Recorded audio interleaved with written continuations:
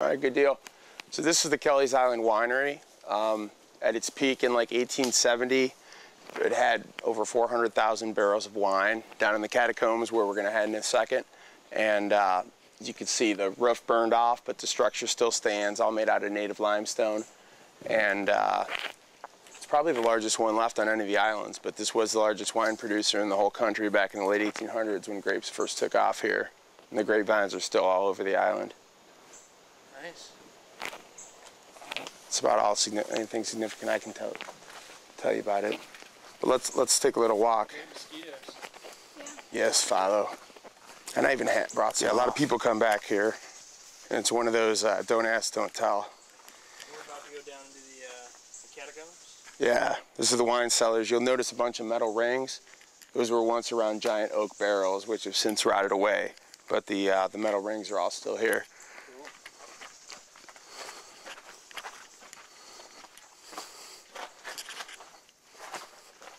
This was around a giant cask. You can imagine how big it must have been, and this place is just stacked with them.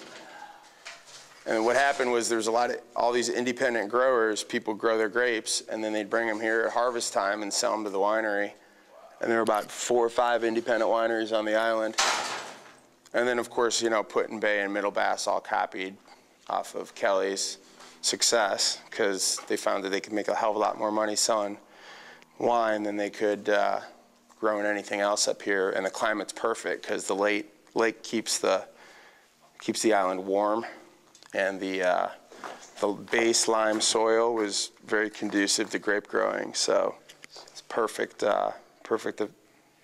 everything for grapes and wine. They do that like iced wine at the end of the year and stuff like that. Catawba grapes grow here really well. Delaware grapes, you know, all the streets in Put-in-Bay. Nice. All right, let's walk in. There's a lot of interesting stuff to see.